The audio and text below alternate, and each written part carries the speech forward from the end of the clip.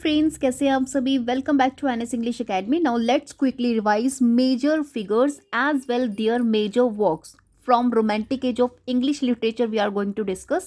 Now first writer we have to cover William Wordsworth, most important for exam point of view, and the timeline we have 1770 to 1850, right? This is the timeline of William Wordsworth. Keep in your mind, and he is most important for exam point of view. Now he founder of English Romanticism, as well he close companion of S.T. Coleridge and his sister Dorothy Wordsworth. Both the things you keep in your mind. And मैं आपको बता दूं इनका जो major contribution रहा है William Wordsworth का in literature. So you see जो इंग्लिश पोइट्री है कहीं ना कहीं उसमें इन्होंने एम्फेसाइज किया था emotions, natures, as well common life and simple language he talks about in his work. And apart from this आप देखेंगे इन्होंने रिजेक्ट किया था जो एक आर्टिफिशियल पोएटिक डिक्शन रहता है of the new classical age में दैट वाज एक्टिव, उसे कहीं ना कहीं इन्होंने रिजेक्ट किया था in romanticism. So after new classical, वैसे भी हम ब्रिटिश लिटरेचर में रोमांटिक एज को स्टडी करते हैं, ये सभी चीज़ें आपको इंटरलिंक करके स्टडी करना है. And because we have covered complete age of Chaucer to new classical age as well the major works and major figures, so you please go and watch videos of my channel if you not yet. Now here I am going to discuss from romantic age to contemporary, so I'll try to complete this series of my within 2 or 3 videos. Let's see आज हम लोग कितना complete करते हैं. ठीक है, तो William Wordsworth से आपने जो जो वर्क प्रिपेयर करने हैं, we have lyrical ballads, the prelude, Tintern Abbey, ode, intimations of immortality and Lucy poem. So मैं आपको भी मेजर 5 वर्क बताने वाली हूँ बाय विलियम वर्ड्सवर्थ. सबसे पहले let's talk about lyrical ballads, जो इनका फर्स्ट 1798 में पब्लिश हो रहा है. एनोनिमस, इस चीज़ का आपने ध्यान में रखना है. एनोनिमस इट फर्स्ट पब्लिश 1798, क्योंकि लिरिकल बैलेट से फैक्चुअल इन्फॉर्मेशन आपको ज़्यादा क्वेश्चंस मिलते हैं. So keep in your mind 1798 में एनोनिमस आ रहा है. Then second and most important जो इसका एडिशन आया, इट केम 1800. जो 1800 नेक्स्ट एडिशन आया था, इसमें इन्होंने आपके विलियम वर्ड्सवर्थ ने प्रीफेस ऐड ऑन किया है. तो बेसिकली ये प्रीफेस के साथ ऐड ऑन हुआ है 1800 में. Most important formal beginning basically of the romantic age with the help of lyrical ballads you see. And ये जॉइंट वर्क है जिसमें वर्ड्सवर्थ एंड कॉलरिज दोनों ने ही कंट्रीब्यूशन दिया है. Simple language, representation of common rural life and of course imagination की इन लोगों ने बात की है. अभी जो बेसिकली टोटल पोएम्स हैं in the collection this lyrical ballad 1798 as regard I am just talking, तो बेसिकली 23 टोटल हैं, जिसमें 19 आपकी विलियम वर्ड्सवर्थ की हैं एंड रिमेनिंग 4 जो है वो आपके कॉलरिज की हैं. अभी क्वेश्चन एग्जामिनेशन में आपसे last poem and first poem से भी बनता है. Keep in your mind, right. Apart from this आपने ये भी चीज़ ध्यान में रखनी है कि जो कॉलरिज की 4 पोएम्स हैं, like the rime of the ancient mariner, this is the first poem जो कॉलरिज ने कॉन्ट्रीब्यूट किया है. एंड जो बेसिकली लिरिकल बैलेट्स में जो फर्स्ट है that is of course by Coleridge, the rime of the ancient mariner. So basically ये जो पोएम है लिरिकल बैलेट्स को कहीं ना कहीं इस कलेक्शन को ओपन करती है. लॉन्गेस्ट पोएम है इन दी वॉल्यूम एंड कहीं ना कहीं सुपर नेचुरल को बेसिकली रिप्रेजेंट करी. तो ये सभी फैक्ट्स आपने अपने माइंड में ध्यान रखने if you really want to win JRF in your examination, क्योंकि यहाँ से आपको क्वेश्चन डेफिनेटली एग्जामिनेशन में एंड टाइप्स ऑफ क्वेश्चन मिलते हैं from William Wordsworth and Coleridge lyrical ballads. Okay, so here we talked about this important. Now let's talk about the prelude. So basically friend, the prelude most important again William Wordsworth का autobiographical philosophical basically poem है, जिसे इन्होंने blank words में लिखा है. ये चीज़ आपने ध्यान में रखनी है because it asked in examination. Originally it was written in 2 parts. ठीक है, तो आपको 2 पार्ट्स इसमें देखने मिल जाएंगे. एंड जो बेसिकली इसका एक्सपेंडेड है उसमें आपको 14 बुक्स मिल जाएंगी. जो एक्सपेंडेड फॉर्म है इसका उसमें आपको टोटल 14 बुक्स मिल जाएंगी. एंड जो फाइनल इसका वर्जन आता है 1850, ठीक है, 1850 वर्जन आता है जिसमें आपको कितनी मिल जाएंगी, 14 बुक्स मिल जाएंगी. ये चीज़ आपने ध्यान में रखनी है. एंड इसमें basically growth and development of poet के माइंड की दिखाई गई है, स्पेशली नेचर शेप्स किस तरीके से जो नेचर है उसकी जो इमेजिनेशन है उसको शेप करता है। तो यहाँ पे उसी चीज़ को टारगेट किया है। Hope you understand here. And the next thing you keep in your mind, जो बेसिकली ये वर्क है the prelude, it was published posthumous, क्योंकि 1850 में आपके जो वर्ड्सवर्थ है इनकी डेथ हो जाती है और इनकी जो वाइफ है मैरी, राइट, मैरी वर्ड्सवर्थ, कहीं ना कहीं उनके थ्रू इसको पब्लिश कराया जाता है। और इसका जो सब टाइटल है, यू नो अबाउट कि सब टाइटल से क्वेश्चंस आपको डेफिनेटली प्रॉपर मिलते हैं ना। तो subtitle we have growth of a poet's mind. The prelude का जो सब टाइटल है growth of a poet mind, ठीक है, this is the subtitle. Now we have discussed about, और इसमें आपने अपार्ट फ्रॉम दिस इंफॉर्मेशन, जो आपका ये बेसिकली बुक है द प्रिल्यूड, इसमें जो बुक फर्स्ट है, बुक सेकंड है, किस तरीके से फॉलो हो रहा है, जैसे कि चाइल्डहुड एंड स्कूल टाइम यहाँ पर मेंशन किया है आपके विलियम वर्ड्सवर्थ ने बुक फर्स्ट में। सो ओवरऑल आपने 14th बुक का एक कोर आइडिया अपने माइंड में सस्टेन करना है, क्योंकि यहाँ से भी क्वेश्चन आपको एग्जामिनेशन में पुट होता है, ठीक है। अभी let's talk about Tintern Abbey by William Wordsworth, जिसका full title we have lines composed a few miles above Tintern Abbey. Don't worry, from this you never get full title.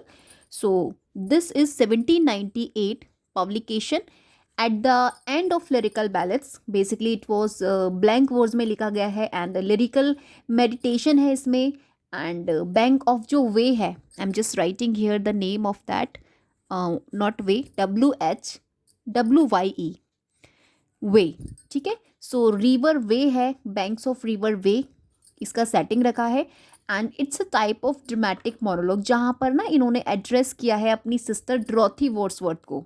Hope you understand, Tintern अबे में इन्होंने, William Wordsworth ने sister Dorothy Wordsworth को कहीं ना कहीं address किया है, ठीक है।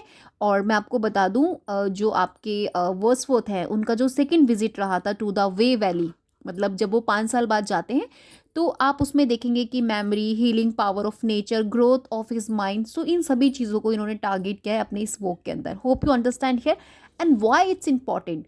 सो देखिए, ये इनका एक स्पिरिचुअल मैनिफेस्टो कंसिडर किया जाता है वर्ड्सवर्थ का, spiritual manifesto, Tintern away spiritual manifesto, ठीक है। सो आपने इस चीज़ को ध्यान में रखना है, it consider spiritual manifesto, that's why it's important. और यहाँ पर इन्होंने एक्सप्रेस किया है रोमांटिक बिलीफ को, लाइक सिंपल लाइफ, नेचर को किसी भी तरीके से गाइड मानना और हील करने में जिस तरीके से नेचर आपको हेल्प करता है, and memory and about of course imagination, ये सभी चीज़ें इन्होंने इस पर्टिकुलर अपने वर्क में मेंशन किया है। So it's very important exam point of view. Now let's talk about odd intimations of immortality. So guys मैं आपको बता दूं, इट्स अ पिंडारिक ऑड, इसको क्या बोलते हैं, पिंडारिक ओड, ठीक है। दिस इज पिंडारिक ऑड, इसको 1807 में पब्लिश कराया है। इंपॉर्टेंट है, 2 वॉल्यूम्स में इट वॉज रिटन, 2 वॉल्यूम्स आपको इस पर्टिकुलर ओड के मिल जाएंगे, and it's called also immortality odd, ठीक है। तो आप यहाँ पे देखेंगे कि जो ऑड है इसमें जो विलियम वर्ड्सवर्थ है, ये यहाँ पे मॉर्न कर रहे हैं the fact that the glory and divine जो बेसिकली ऑफ चाइल्डहुड का था, रेलिएंट हो रहा था, ग्रेजुअली वो क्या हो रहा है, अभी फेडअप हो रहा है, ठीक है। वो कह रहा है जैसे जैसे मैं ग्रो हो रहा हूँ, तो जो मेरा एक बेसिकली ग्लोरी था, राइट, जो एक ग्लोरी था डिवाइन, बेसिकली मेरे चाइल्डहुड का जो पास्ट मेमोरीज था, अभी वो धीरे धीरे फेड्स हो रहा है। तो this he actually mourn in this ode, and यहाँ से बहुत ज़्यादा क्वेश्चंस आपको मिलते नहीं है डिटेल मैनर में, but you keep in your mind title itself, okay. Now next we have Lucy poems. Now this is again, and it is a group of 5 short lyric poems. तो आपको इसमें 5 short but lyric poems मिल जाएगी, basically उसका group है ये आपके Lucy poems जो है विलियम वर्ड्सवर्थ का, which was written during 1798 to 81, ठीक है। मतलब कि during the Germany period when जो आपके विलियम वर्ड्सवर्थ एंड कॉलरिज थे वर सेपरेटेड, तो उस समय ये लिखा गया है। और इसमें भी जो बेसिकली मतलब जो इनका ये वर्क है, simplicity and innocence, isolation, nature's child, ये सभी चीज़ें एक्सप्लोर किया है। No need to study detailed manner, only you need to understand title itself. अभी let's quickly move on S T Coleridge. Next हमारे major figure from the romantic age. So as I guys mention when I was preparing William Wordsworth with you all, see S T Coleridge भी आपके को founder है English romanticism के along with Wordsworth. और इनका जो timeline है it's 1772 to 1834. ये चीज़ आपने ध्यान में रखना है. एंड ऑफ कोर्स मेंबर भी हैं ये लेग पोइट्स के, वन ऑफ लेग पोइट भी हैं ये आपके स्टी Coleridge. And of course William Wordsworth भी एसोसिएशन है इनका लेग पोइट से, जिसमें आपको वर्ड्सवर्थ, कॉलरिज और सदे मिल जाएंगे. और ये क्वेश्चन आपसे एग्जामिनेशन में पूछा भी गया है, you keep in your mind. अभी पाइनियर है क्योंकि सुपर नेचुरल पोइट्री के एस टी कॉलरिज का जो एसोसिएशन है सुपर नेचुरल पोइट्री से है. यहाँ से भी क्वेश्चन आपसे पूछा गया है. बेसिकली ये टर्म दे दी जाती है and they asked who associated with it. So आपने ये चीज़ ध्यान में रखनी है. And he gave imagination theory. इन्होंने एक इमेजिनेशन थियोरी दिया जिसमें इन्होंने प्राइमरी एंड सेकेंडरी इमेजिनेशन को डिस्कस किया इन डिटेल्ड मैनर. और ऑफ कोर्स ये को ऑथर भी रहे हैं लिरिकल बैलेट्स के 1798 when it was publish anonymous. और इनका जो ग्रेटेस्ट वर्क है जो मैं आपके साथ अभी डिस्कस करूंगी, Biographia Literaria, one of most important. ठीक है. सो ओवरऑल आपको एस टी कॉलरिज को स्टडी करना ही करना है. और इनके जो 4 major work I have included here, the rime of the ancient mariner, Kubla Khan, Christabel and Biographia Literaria. At least इनको तो आपने रिवाइज करना ही करना है before your examination. So guys the rime of the ancient mariner also the part of lyrical ballets में भी include है. और ये जो इनका पोयम है it's a long narrative poem. It's a long narrative poem है ये विलियम एस टी कॉलरिज का. एंड इसको लिरिकल बैलेट्स में पब्लिश कराया था. And this is the opening poem, this is the first poem जो आपको लिरिकल बैलेट्स में मिलेगी. ये चीज़ आपने ध्यान में रखना है. और इसमें ना आपको बेसिकली सी वॉइस के बारे में बताया गया है, मतलब किस तरीके से जो मारिनर्स होते हैं स्टॉप कर देते हैं वेडिंग गेस्ट एंड नरेट करते हैं टेरिफाइंग वॉयज. ठीक है. तो दिस इज अबाउट ओवरऑल जो भी आपका सी वॉइस है कहीं ना कहीं उसके बारे में है. और it introduced supernatural realism also. So ये चीज़ आपने ध्यान में रखनी है. अभी let's talk about Kubla Khan. That is 1860 publication. 1816 most important dream vision poem है. ड्रीम विजन पोयम है and it was written in fragmented. अभी पीछे मैं आप लोगों को PYQ सॉल्व करा रही थी, वहाँ भी मैंने कुबला खान आपके साथ डिस्कस किया था. जांडू बेसिकली वो पैलेस है ऑफ कुबला खान का जिसके बारे में पोयम में डिस्कस किया है. एंड यहाँ पर बेसिकली इंटरप्ट कर दिया जाता है पर्सन फ्रॉम जो बेसिकली परलॉक के हैं. ठीक है. तो इसमें आप देखेंगे it start with Kubla's grand pleasure dome. एक कुबला खान है उसका जो ग्रैंड प्लेजर डोम है जो जांडू में बेसिकली प्लेस्ड है. तो वहाँ से इसकी बिगनिंग होती है. और इसका जो सेकंड पार्ट है उसमें आप देखेंगे जो पॉइट है वो इमेजिन कर रहा है, लाइक रिवाइविंग कर रहा है जो विजन है थ्रू पोएटिक इंस्पायरेशन. तो यहाँ पर बेसिकली पोयम अनफिनिश्ड है जहाँ पर ड्रीम जो है वो ब्रॉक हो रहा है. ठीक है. तो मैं बहुत ज़्यादा चीज़ें अगेन रिपीट नहीं करूँगी. And you keep in your mind it's most important and greatest example है रोमांटिक ड्रीम पोएट्री का. ठीक है. अभी let's quickly move on. Christabel, this is Gothic narrative poem. It's a Gothic narrative poem. और मैं आपको बता दूं इट्स अनफिनिश्ड. ठीक है. ये फैक्ट्स आपने ध्यान में रखने हैं. अनफिनिश्ड है, फिनिश्ड है, क्योंकि यहाँ से क्वेश्चंस आपको डायरेक्ट मिलता है. It was in 2 parts. आपको इसमें 2 पार्ट्स देखने मिल जाएंगे.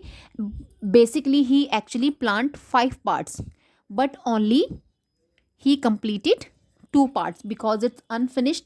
और इसका भी जो पब्लिकेशन ईयर है इट्स 1816. ये चीज़ आपने ध्यान में रखना है. इसमें क्रिस्टाबेल जो होती है वो हीरोइन होती है. एंड मिस्टीरियस वुमन इसके अंदर एक और आपको मिल जाएगी जिसका नाम गिराल्डाइन करके होता है. सो ओवरऑल आपको बहुत ज़्यादा डिटेल नहीं जाना है. Only you must know about the core idea of Christabel. अभी let's talk about Biographia Literaria. Critical autobiographical work है जो इन्होंने प्रॉस में लिखा है. Biographia Literaria most important 1817. And of course we know him S T Coleridge को इसीलिए जाना जाता है क्योंकि इन्होंने अपना ये ग्रेट एंड मास्टरपीस दिया बायोग्राफिया लिटरेरिया. ठीक है. तो ओवरऑल आप देखेंगे कि इसका जो फुल टाइटल है, first of all I will suggest you कि biographical sketches of my literary life and opinions. Biography sketches of my literary life and opinions. This is the complete title of Biographia Literaria, यहाँ पर आपको ना mixture मिल जाएगा, like आपको combination मिल जाएगा, autobiography, literary criticism as well the philosophy, ठीक है।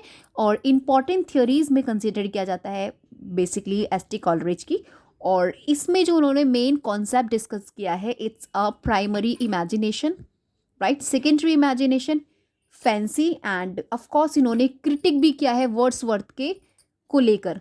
तो देखिए, क्योंकि मैंने आपको बताया ऑटोबायोग्राफी है, क्योंकि it is inspired his on life ST. Coleridge, and literary criticism है वाई, बिकॉज यहाँ पर इन्होंने क्रिटिक किया है वर्ड्सवर्थ पर, बेसिकली उनके जो आइडिया है preface to lyrical ballads, specially the theory of poetic diction को इन्होंने यहाँ पर क्रिटिसाइज किया है। And why it is philosophy, क्योंकि यहाँ पर इन्होंने primary imagination, secondary imagination, fancy जैसी थ्योरी को इंट्रोड्यूस किया है, ठीक है। So it's a foundational text of romantic criticism, important है, एग्जामिनेशन में आपको डिफरेंट टाइप ऑफ क्वेश्चन मिलते हैं।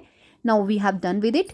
अभी let's talk about Lord Byron, जो मेरे नेक्स्ट बेसिकली राइटर हैं और major figure from romantic age, Lord Byron. तो फ्रेंड्स, मैं आपको सबसे पहली चीज़ बता दूं regarding Lord Byron, second generation writer में से एक हैं ये आपकी ऑफ रोमांटिक पोइट्स में, ये सेकेंड जनरेशन में कंसिडर किए जाते हैं, अलॉन्ग आपको P B. Shelley and John Keats. तो these trio, Lord Byron, Shelley and Keats, these consider second generation romantic poets. On the other hand William Wordsworth, S T. Coleridge and Robert Southey consider first generation, ठीक है। ये चीज़ आपने ध्यान में रखना है। आपके जो बायरन है, इन्हें क्रिएटर भी कंसिडर किया जाता है बायरनिक हीरो के लिए, ठीक है, क्योंकि जो बायरनिक हीरो होता है उसमें आपको प्राउड, रिबेलियस, मिस्टीरियस, ठीक है, पैशनेट, ये सभी क्वालिटीज़ देखने मिल जाएगी। और कहीं ना कहीं इन्होंने जो रोमांटिक इंडिविजुअलिज्म है, रोमांटिक इंडिविजुअलिज्म, ये टर्म आपसे पूछ ली जाती है एग्जामिनेशन में डायरेक्ट एंड एसोसिएटेड विद, तो रोमांटिक इंडिविजुअलिज्म को कहीं ना कहीं इन्होंने पॉपुलराइज्ड किया है, ठीक है। और ये मास्टर भी कंसिडर किए जाते हैं आपके बायरन, राइट। सो सटायर के लिए, सो ओवरऑल इंपॉर्टेंट है। नाउ लेट्स टॉक अबाउट इनके मेजर वर्क्स जो आपको स्टडी करने हैं, और we have to prepare Childe Harold's pilgrimage, this is long narrative poem, ठीक है, लॉन्ग नरेटिव पोयम है, जो सेमी ऑटोबायोग्राफिकल हीरो भी इसमें आपको देखने मिल जाएगा, जो बेसिकली मेंशन है टाइटल में हैरोल्ड नाम का, ठीक है। तो यहाँ पर वर्ल्ड का जो एक वियरनेस है, जो एग्जाइल है, जो मिलंकली है, उसको कहीं ना कहीं टारगेट किया है और इंट्रोड्यूस्ड किया है अपने इस वर्क में इन्होंने, बायरनिक हीरो, ठीक है। ये जो पोयम है, it was written in Spenserian stanza में इसे लिखा गया है, इस basically narrative, long narrative poem को, और you can say autobiographical poem it was. और अपार्ट फ्रॉम दिस आप देखेंगे इसे 4 कैंटोज में रिप्रेजेंट किया है, जो फर्स्ट कैंटोज, सेकेंड कैंटोज, इसी तरीके से आपको 4 कैंटोज इसमें देखने मिल जाएंगे। और टाइटल मैंने आपको यहाँ सजेस्ट कर दिया है। Apart from this no need to go much detail in this. अभी let's talk about Don Juan. So basically, Lord Byron associated with this masterpiece, Don Juan. This is important, or you can say it's a mock epic. एक long mock epic है and satirical epic भी है।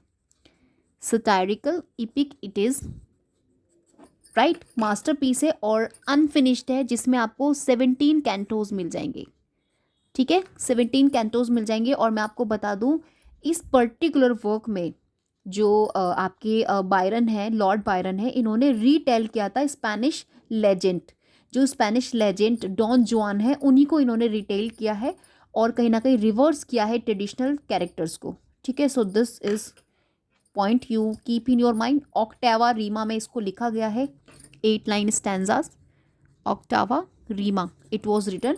And next we have Manfred, this is dramatic poem, ये एक dramatic poem है, ठीक है।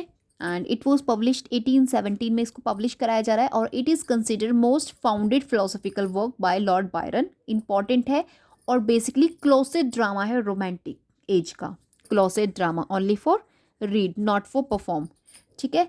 तो ओवरऑल मैनफ्रेड एक टॉर्मर, जो बेसिकली टॉर्मेंटेड नोबल मैन है, किस तरीके से हंटेड उसको कर दिया जाता है by a mysterious past guilt के थ्रू, मतलब जो उसका बेसिकली उसका लव होता है आई थिंक, तो उसी के regarding it is, right? There is no need to just go very much in detail, only title itself as well the core idea you keep in your mind, just revise for examination. So guys, जैसे कि आप जानते हैं PB Shelley again most important for exam point of view, one of second generation romantic poets में से एक हैं, जिनमें आपको बायरन एंड कीट्स भी मिल जाएंगे। और लिरिकल इंटेंसिटी के लिए we know him, idealism and revolt के लिए of course we understand about Percy B Shelley, और इनका अपना ही कॉन्ट्रीब्यूशन रहा है लिटरेचर में, और इनको the poet of hope and rebellion भी बोला जाता है। ये चीज़ आपने ध्यान में रखना है।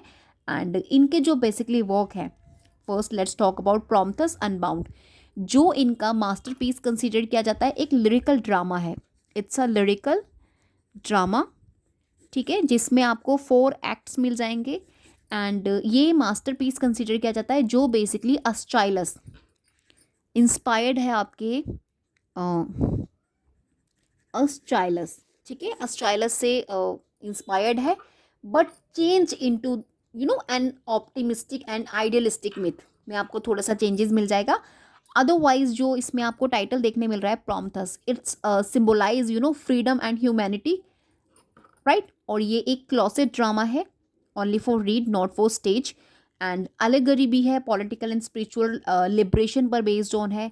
सो ओवरऑल आपने इन चीज़ों का ध्यान में रखना है। अभी let's talk about ode to the west wind, again most important famous lyrical ode by P B Shelley, right? जिसमें इन्होंने destroyer and preserver, this also term he actually introduced in this, and the famous line we have, if winter comes can spring be far behind, ठीक है, important है, Teresa Rima में इसको लिखा गया है। नाउ विच वॉज पब्लिश्ड 1819 में it was written actually, और 1820 द ईयर ऑफ पब्लिकेशन, ये चीज़ आपने ध्यान में रखना है। एंड इसका जो लोकेशन है और जो इसका सेटिंग है, it was in Italy, right? ये चीज़ आपने ध्यान में रखनी है। एंड ओवरऑल आप इसे देखेंगे, इसमें रेवोल्यूशनरी स्पिरिट को सबसे ज़्यादा पावरफुल एक्सप्रेस किया है इन दिस वर्क में। और यहाँ पे जो विंड है और जो उसकी नेचर की एक पावर है, राइट, किस तरीके से एक पावर होने के साथ साथ वो एक मैन काइंड के लिए भी होपफुल मैसेज बन जाती है, तो कहीं ना कहीं उसके बारे में भी यहाँ पे डिस्कस किया है। और now let's talk about the to a skylark. So guys, to a skylark P B Shelley का बहुत ही म्यूजिकल और जॉयफुल लिरिक पोयम है। ये पोयम शैली ने इटली में लिखी थी, जब एक शाइलार्क बर्ड जो होता है वो किस तरीके से स्काई में बहुत ज़्यादा ऊपर, राइट, बहुत ज़्यादा ऊपर की तरफ फ्लाइंग करते वक्त गाता है या फिर गाती है। तो आप देखेंगे कि वो जो मूवमेंट था, शैली ने उसे डीपली, उससे बहुत ज़्यादा इंस्पायर हुए, और कहीं ना कहीं उन्होंने स्काईलार्क को प्योर हैप्पीनेस का सिंबल बना दिया, ठीक है। तो प्योर इस तरीके से इनका टू अ स्काईलार्क की जो वर्क है इट केम आउट, ये जो पोएम है इट केम आउट, और इम्पॉर्टेंट है, एग्जाम पॉइंट में आपसे पूछा जाता है। एंड इट वॉज रिटन 1820 में इसको लिखा है।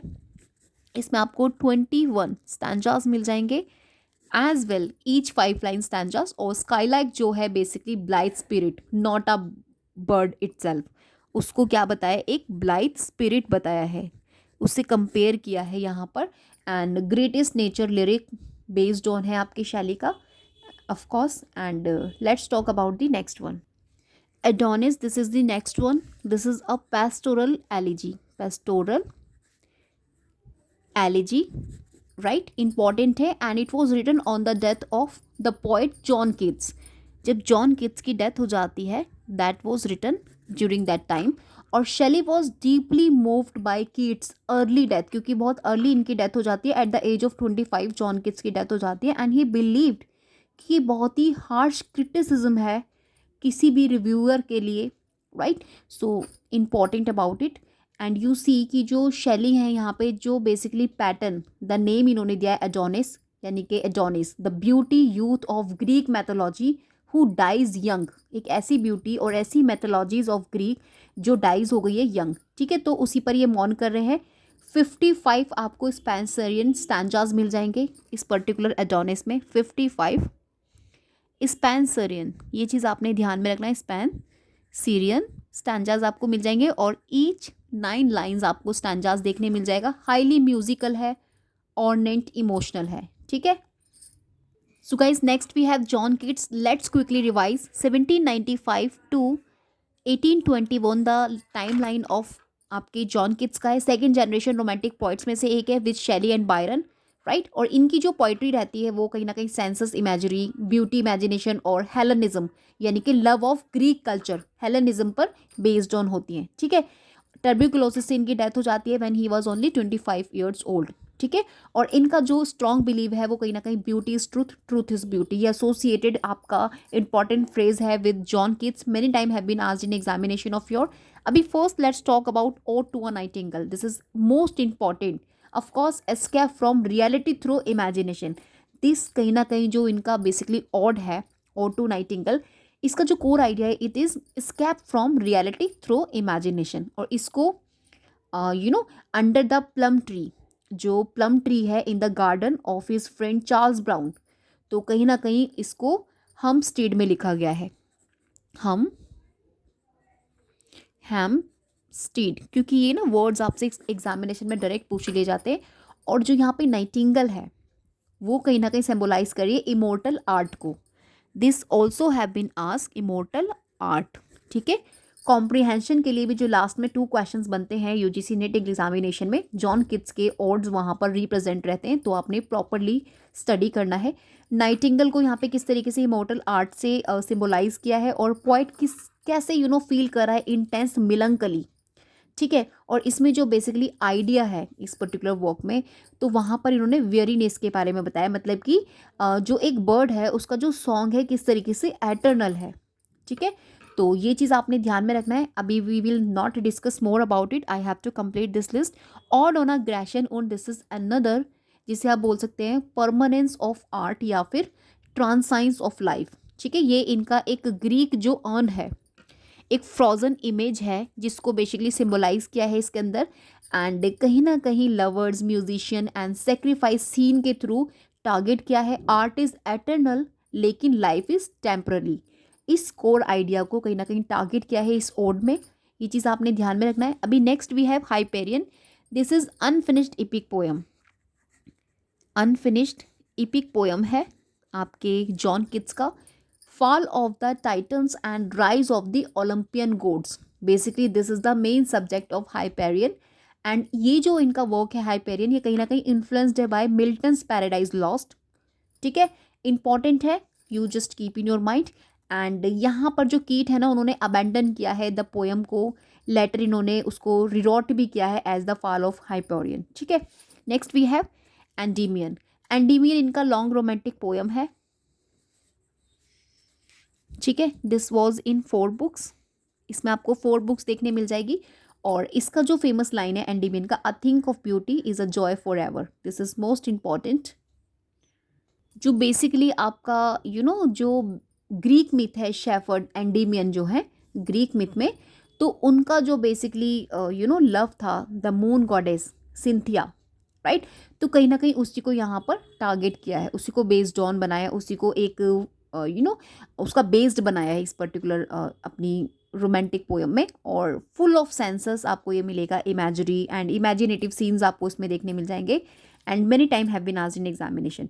अभी next and last we have Lamia, जो इनका 1820 में पब्लिश हो रहा है. नैरेटिव पोएम है एंड बेस्ड ऑन है ग्रीक लेजेंड, वेयर जो लामिया होता है एक सरपेंट वुमन होता है and becomes a beautiful lady and loves Lycius. ठीक है. वो किस तरीके से लीसियस को लव करने लगता है. एंड यहाँ पर बेसिकली आपको कॉन्फ्लिक्ट्स मिल जाएगी between imagination versus cold region. ठीक है. और किस तरीके से जो रीजन होता है डिस्ट्रॉय करता है ब्यूटी एंड लव को. This basically discussed in this Lamia. Okay. So overall हमने यहाँ पर जितना भी जॉन किट्स का ओड है, नाइटिंगेल का क्या सिंबलाइज है, ग्रेशियन उन जो ग्रेशियन अर्न है basically what exactly it symbolise. So overall facts मैंने यहाँ पे आपको डिस्कस कर दिए. अभी let's talk about William Blake. You must know about William Blake. William Blake को जो रोमांटिक एज है उनका प्रिकर्सर भी बोला जाता है, क्योंकि he wrote imaginative, symbolic and spiritual poetry during his lifetime. और 1757 to 1827 this is the timeline of William Blake. और इनके वर्क्स में आपको देखने मिलेगा ये कहीं ना कहीं कॉम्बिनेशन दिखाते हैं पोइट्री एंड पेंटिंग का। आपको पता है विलियम ब्लैकी को पोइट पेंटर भी बोलते हैं। This can be asked in examination of your directly, poet painter called William Blackie. ठीक है। और इल्यूमिनेटेड आपकी जो प्रिंटिंग है it also associated with William Blackie. And industrial society and social injustice को ये कहीं ना कहीं क्रिटिसाइज करते हैं अपने वर्क्स में। विजनरी पोइट हैं जो बेसिकली क्लेम करते हैं to see angels and spirits. ठीक है। अभी इनके जो मेजर वर्क्स हैं आई हैव डिस्कस्ड और sorry mention here, songs of innocence, songs of experience, the marriage of heaven and hell, the book of Urizen, ये सभी आपने स्टडी करने हैं। First we have songs of innocence, इसका year of publication, ये सभी information आपने ध्यान में रखना है। 1789 ये कलेक्शन है बेसिकली जहाँ पर इन्होंने चाइल्डहुड की जो एक प्योरिटी है और जो जॉय है उसको कहीं ना कहीं इन्होंने यहाँ पे डिस्कस किया है। एंड इसमें जो इंपॉर्टेंट पोएम्स हैं सॉन्ग्स ऑफ इनोसेंस में आपको the lamb, the chimney sweeper, Holy Thursday, nurse song मिल जाएगा। और एग्जामिनेशन में आपसे पर्टिकुलर कलेक्शन से कौन कौन सी पोएम एसोसिएटेड है यहाँ से क्वेश्चन बनती है। सो keep in your mind songs of innocence collection of poem है और वो कौन कौन सी पोएम्स आपकी एसोसिएटेड हैं, ये चीज़ भी आपने ज़रूर से रिवाइज करनी है, like lamb, chimney sweeper, Thursday and nurse song. अभी next we have 1794 songs of experience.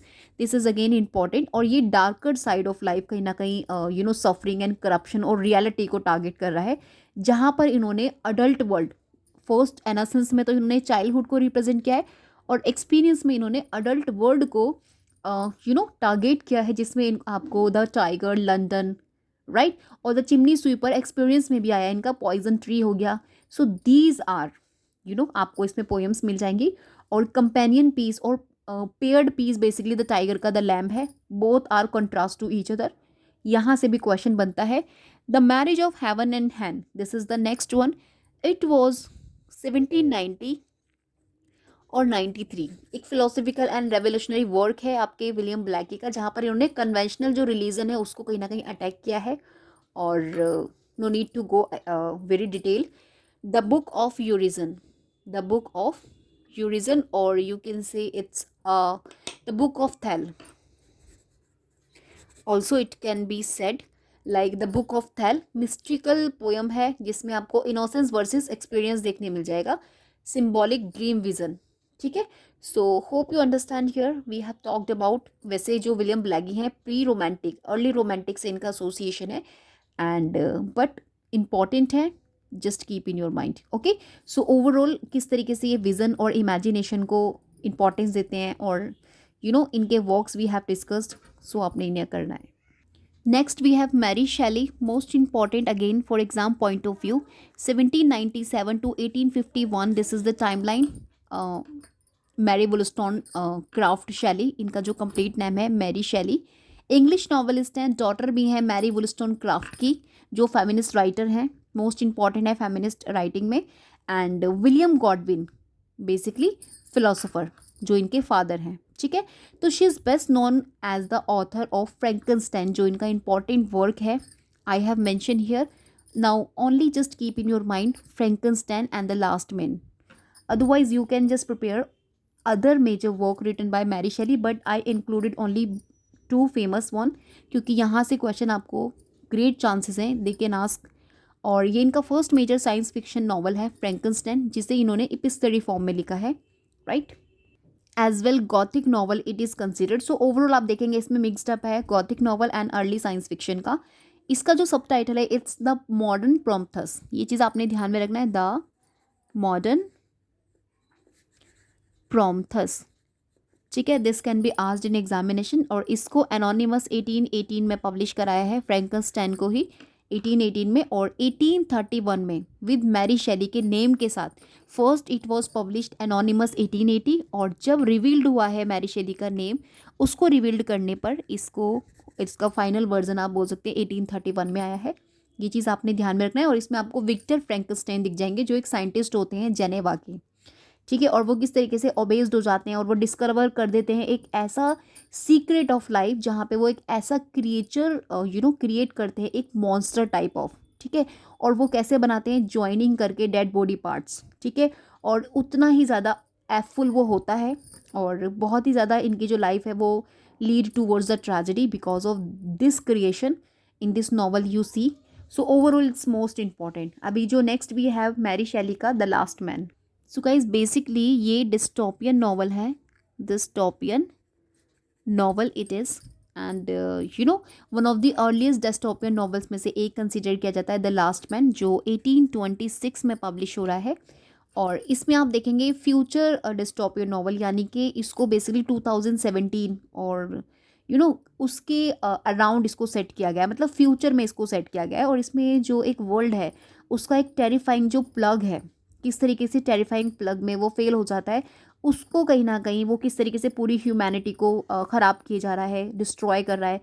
तो उसी चीज़ के बारे में यहाँ पे बात किया है. Hope you understand. 1826 the year of publication, futuristic novel है.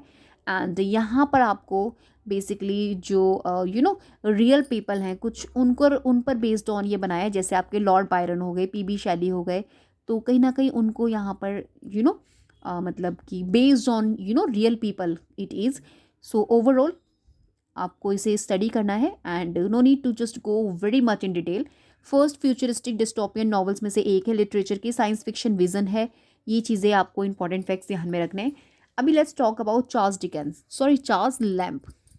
सो गाइज इंपॉर्टेंट है चार्ल्स लैम्ब. एसेइस्ट हैं, इंग्लिश एसेइस्ट, क्रिटिक भी हैं, ऑफकोर्स रोमांटिक एज के प्रॉस राइटर भी इनको कंसिडर किया जाता है. And he known prince of English essayist भी इनको बोला जाता है. What we called him prince of English essayist. ठीक है. और इनका जो स्टाइल रहता है वो ज़्यादा पर्सनल रहता है, ह्यूमरस रहता है एंड ऑफकोर्स कन्वर्सेशनल रहता है.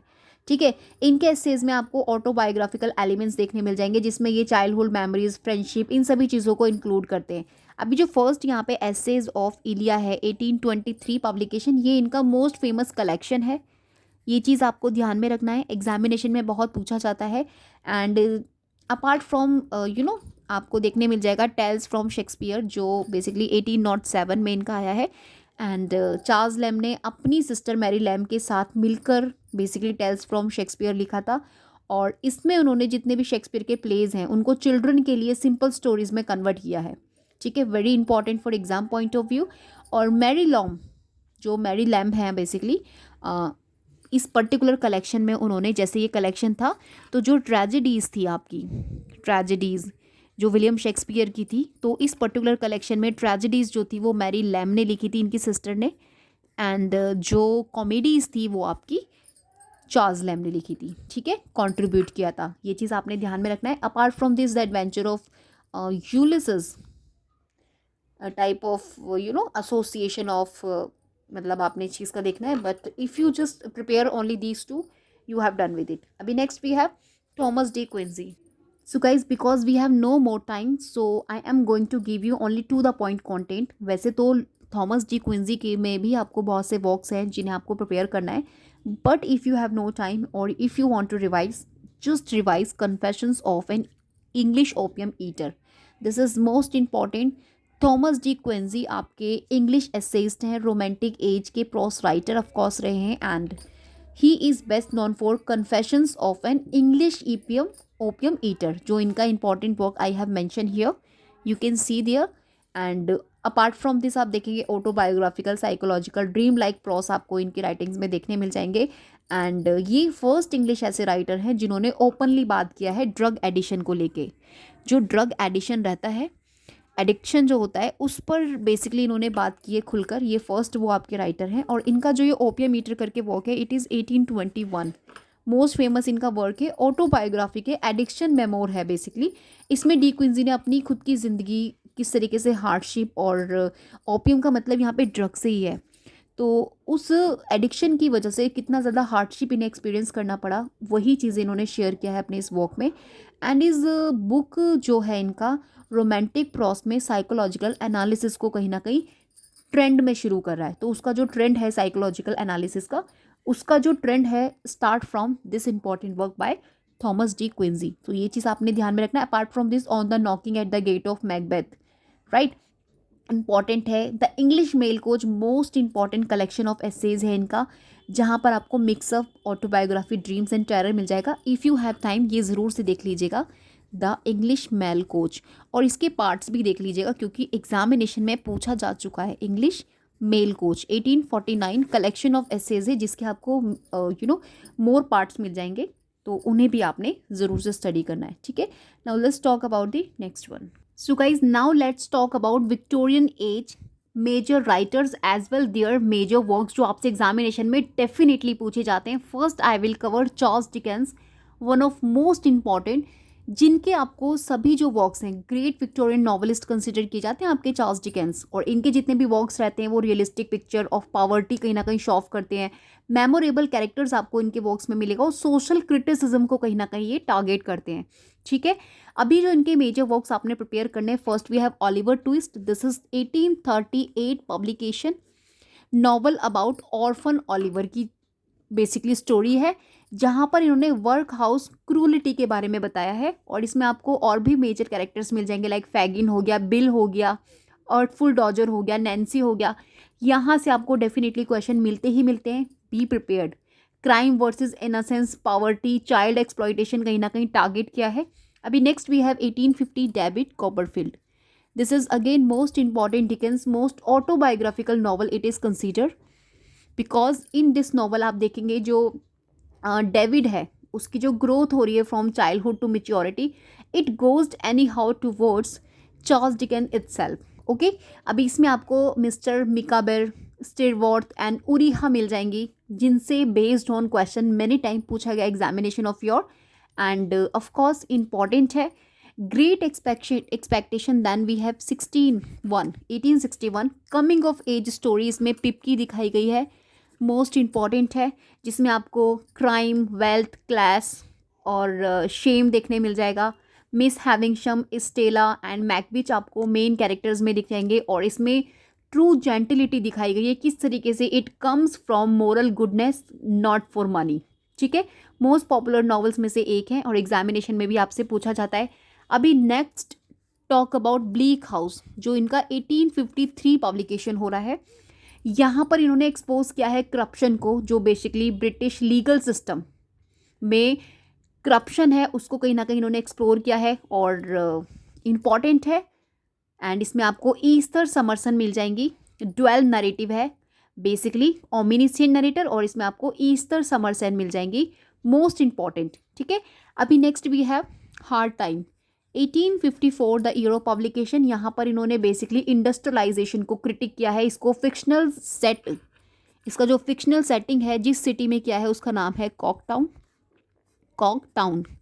यहाँ से मैचिंग बेस्ड क्वेश्चन आपको पूछा गया है, एंड यहाँ पर इन्होंने बेसिकली अटैक किया है फैक्ट बेस्ड जो एजुकेशन मॉडल है उस पर, ठीक है।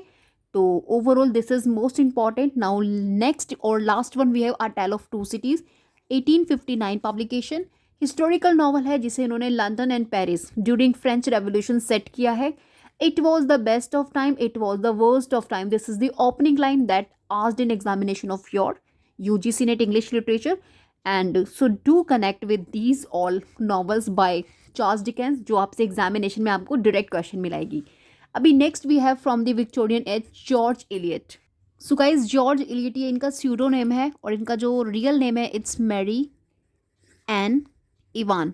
आपको पता है इन्होंने ये स्यूडो नेम क्यों यूज़ किया है? क्योंकि जिस पीरियड में ये एक्टिव थी, Victorian age of English literature I am talking about, in that particular age आप देखेंगे जो विमेन राइटर्स होती थी उन्हें कोई इंपॉर्टेंस नहीं दी जाती थी बाय सोसाइटीज़, तो दैट्स वाई इनको स्यूडो नेम यूज़ करना पड़ा एज जॉर्ज इलियट, जिसके बेस पर इन्होंने अपनी नॉवेल्स पब्लिश कराई, and then after she gone famous, और we study her in today's biggest examination of our UGC net, ठीक है। और मास्टर्स में भी आप देखेंगे जॉर्ज इलियट के कितने सारे आपको वर्क्स देखने मिलते हैं। अभी let's dive into important works regarding George Eliot जो आपको एग्जामिनेशन में प्रिपेयर करने, Adam Bede, the mill on the Floss, Silas Marner, Middlemarch, Daniel Deronda. Chronology आपने ध्यान में रखनी है क्योंकि क्रोनोलॉजी से क्वेश्चन आपको डेफिनेटली मिलते हैं। विक्टोरियन अर्लीस्ट नॉवेलिस्ट में से एक हैं आपकी मैरी एन इवांस, जिनका पेन नेम जॉर्ज इलियट मैंने आपको अभी बताया। आदम बैट जो इनका है 1859 पब्लिश हो रहा है, इनका ये फर्स्ट फुल नॉवल है जिसे इन्होंने रूरल इंग्लैंड में सेट किया है, right. And then we have 1860 the mill on the floss, this is important क्योंकि इसमें सिबलिंग्स की स्टोरी दिखाई गई है, मैगी टुलिवर और टॉम टुलिवर की, ठीक है। और इसका जो बेसिकली थीम रहा है, जो सेंट्रल आइडिया है इस पर्टिकुलर वर्क का, the mill on the Floss का, conflict between emotion and duty, ठीक है। Next we have Silas Marner, that was 1861 publication, again shortest and most popular for UGC net English examination perspective as well. इसमें जो story बताई गई है Silas की, वो एक वीवर होता है, वो किस तरीके से बिट्रे कर दिया जाता है बाय हिज फ्रेंड्स, ठीक है। So overall this is the story. Middle March most important है, जिसे आपने मास्टर्स में भी स्टडी किया होगा। 1871 टू 72 इसको मास्टरपीस कंसिडर किया जाता है, और इसका subtitle we have a study of provincial life, a study of provincial life, ठीक है। This is the subtitle of Middlemarch, most important है। Next we have 1876 Daniel Deronda, this is the last novel. Already set मैंने आपको chronology set ये पूरा George Eliot के works यहाँ पे मेंशन किए हैं, मोस्ट इंपॉर्टेंट है। 2 प्लॉट्स में इनका ये डैनियल डिफो जो डेरोडा है, that was the last novel, and 2 plots में आपको इसमें देखने मिलेगी। We have done George Eliot here. So guys, next we have Thomas Hardy, one of most important English Victorian and early modern novelist and poet of course, ठीक है। Fictional जो इनका fictional basically reason है जिसकी ये, जैसे ये अपने वर्क्स में मेंशन करते हैं, वी हैव वेसेक्स, ये चीज़ आपने ध्यान में रखना है, this is associated with Thomas Hardy. अभी कौन कौन से इनके मेजर वर्क्स आपको स्टडी करने हैं। फर्स्ट वी हैव टेस, ठीक है। अगर मैं क्रोनोलॉजी में बात करूँ, द मेयर ऑफ कैजरब्रिज, जो इनका 1874 में पब्लिश हो रहा है, फर्स्ट मेजर सक्सेस इनका इंपॉर्टेंट वर्क है, नॉवल है, जिसमें बादशिबा एवरडेन करके आपको फीमेल कैरेक्टर मिल जाएगी, और ये आपका रिस्पॉन्सिबिलिटी इंडिपेंडेंस ऑफ वुमेन पर बेस्ड ऑन है। Then after we have the Mayor of Casterbridge, we have discuss, no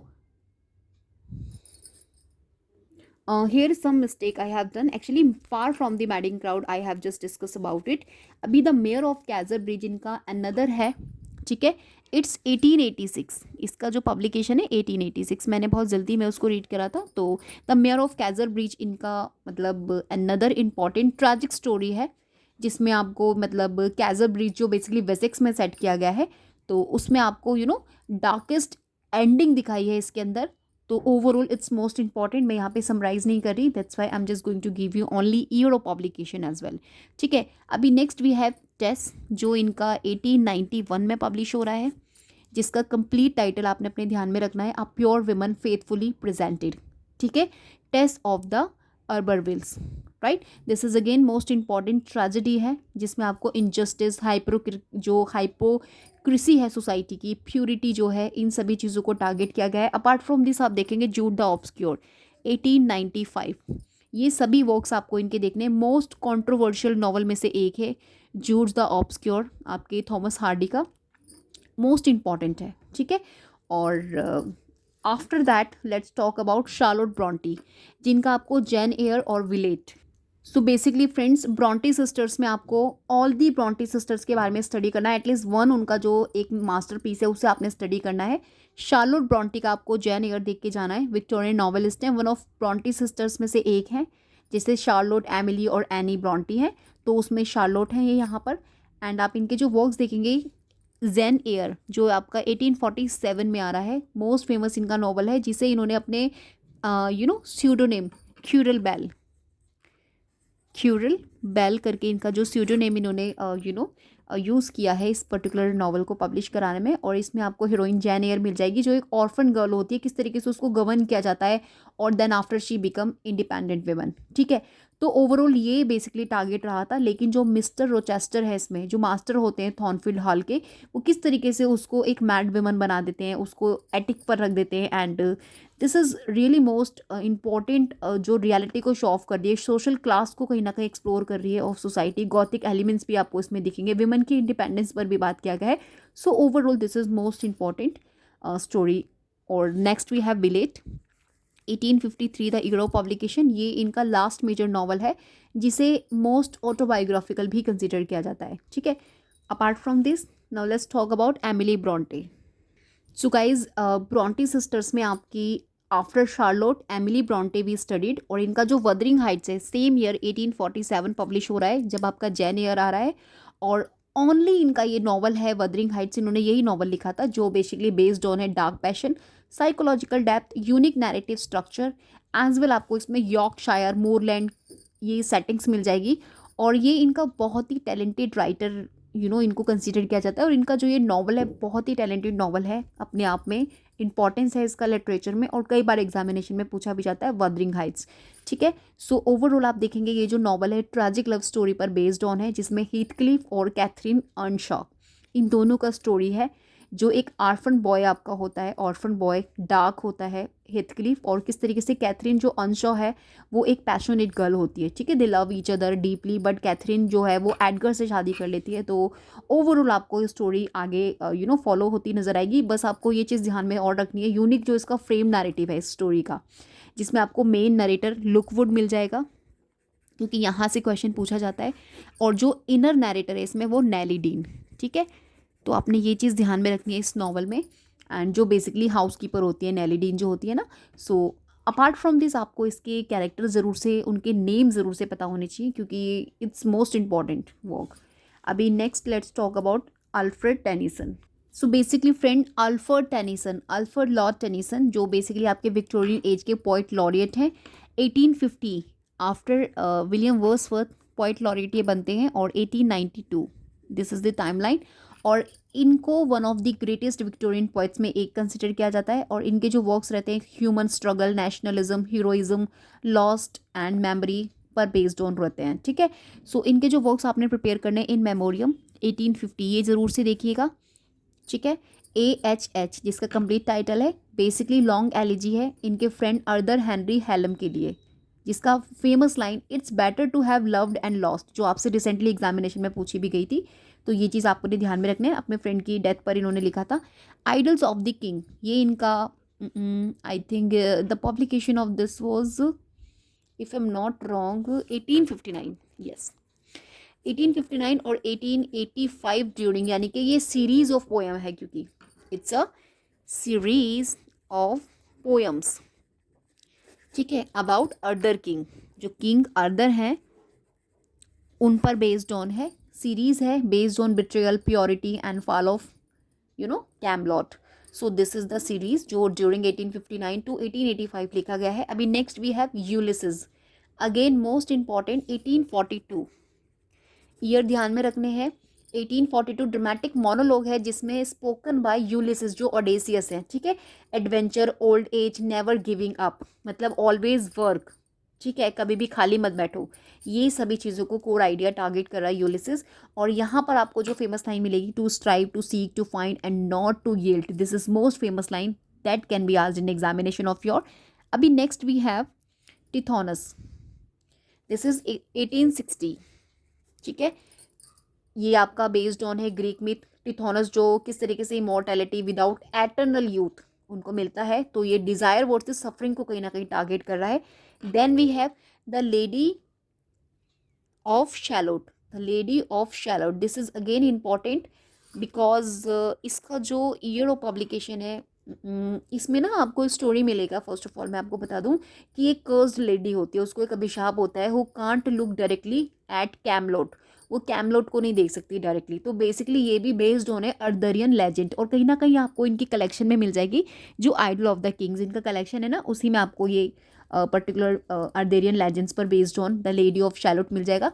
it आज सेपरेटली एज ए टाइटल आपसे पूछ लिया जाता है। और इसका जो ईयर ऑफ पब्लिकेशन है इट्स 1832 और 1845, I am not sure about it, but you see both the, क्योंकि फर्स्ट ये पब्लिश आपका 1832 में हो रहा है, और उसके बाद जो इसका रिवाइज्ड वर्जन आ रहा है वो 1842 में आ रहा है। It means both the years आपको ध्यान में रखना है। नैरेटिव पोएम अर्देरियन पोएम्स है, एंड मतलब the thing you keep in your mind. ठीक है, जो भी मैंने यहाँ पे मेंशन किया, अगर टाइम हो so you can study more about it. अभी लेट्स मूव ऑन नेक्स्ट।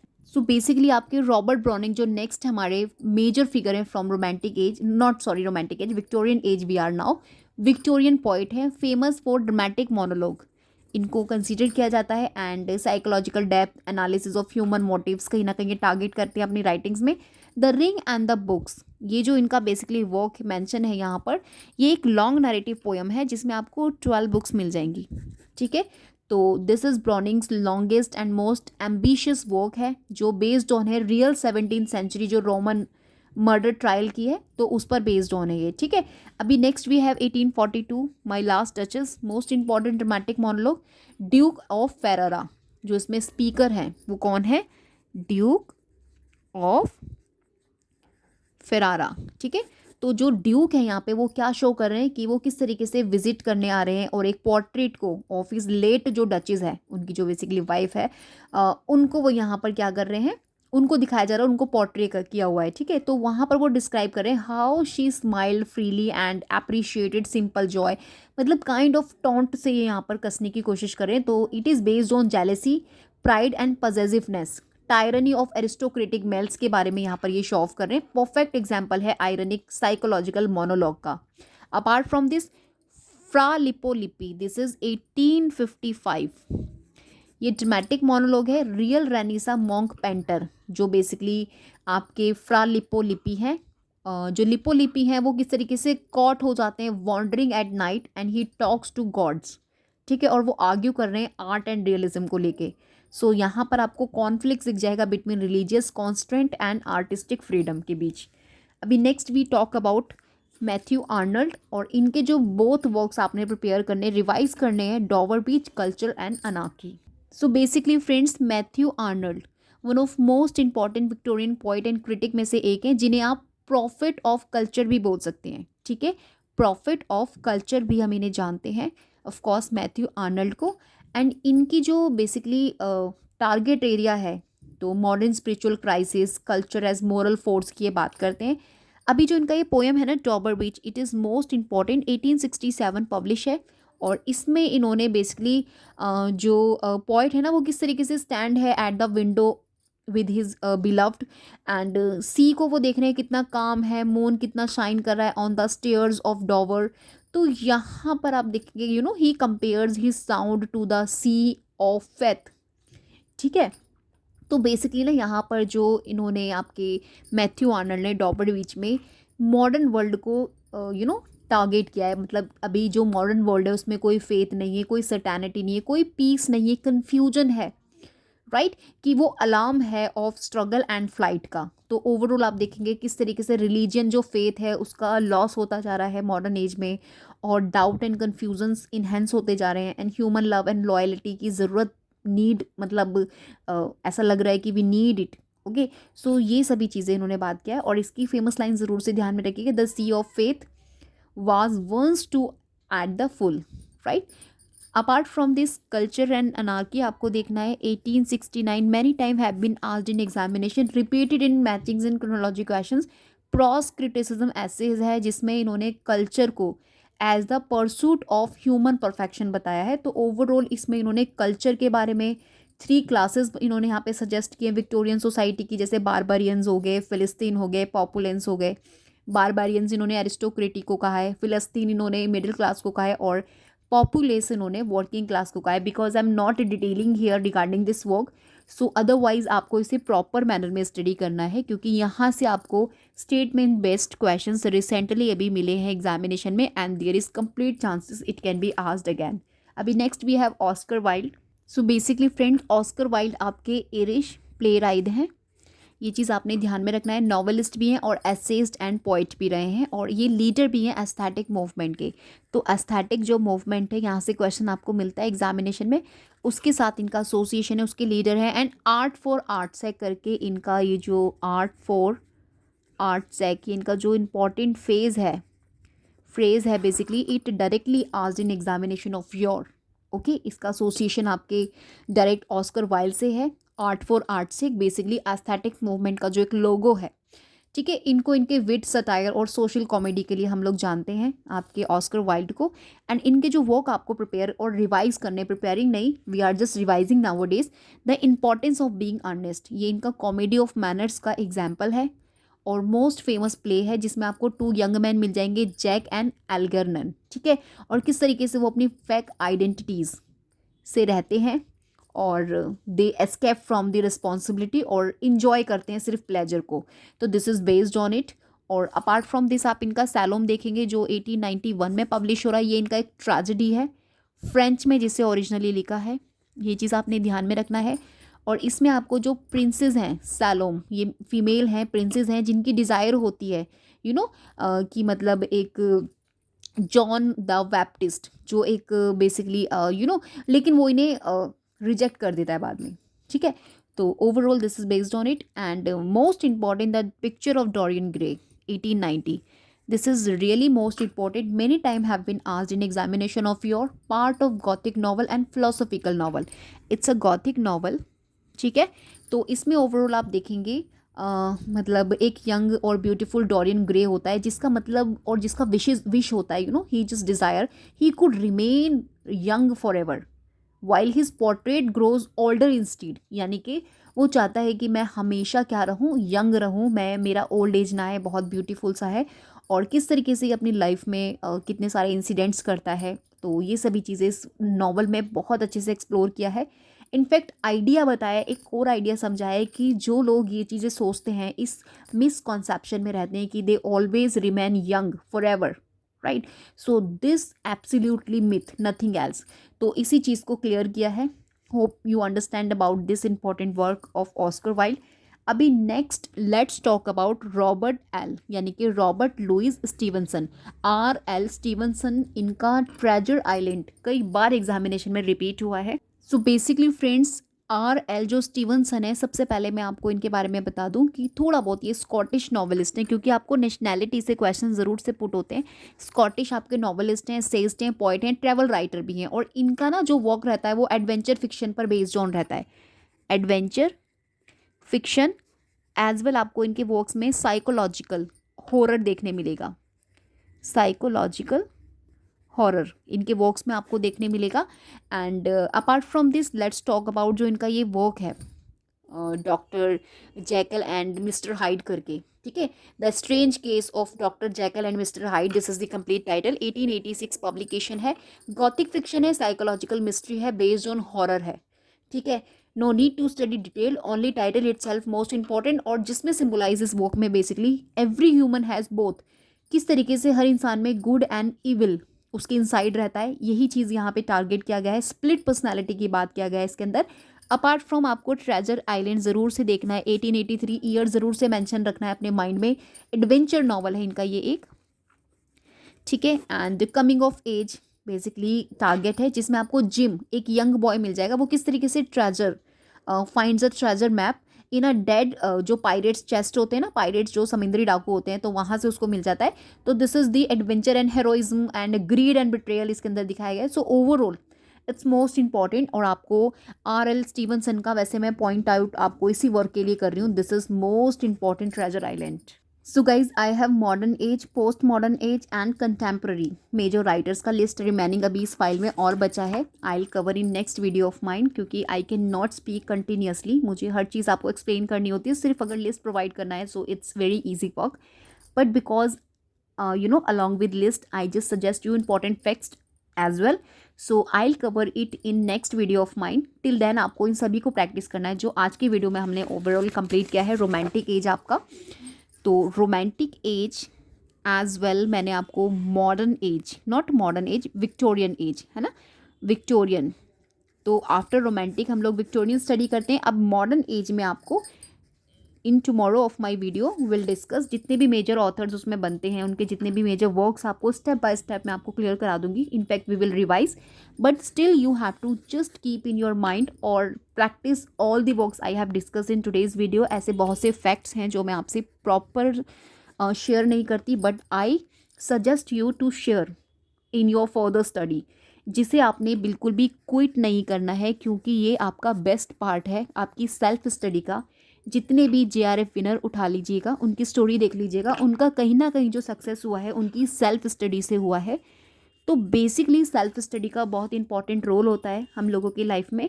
आपने उस सेल्फ स्टडी को कंटिन्यूस रखना है। यहाँ से आपको सिर्फ एक सजेशन मिलता है मेरी वीडियोज़ के through and some important works का लिस्ट मिलता है, अदरवाइज आपको अपने खुद से मेहनत करनी होती है। Do your work and get success in easiest manner. Only need consistency. We will meet in next video. Till then, bye bye.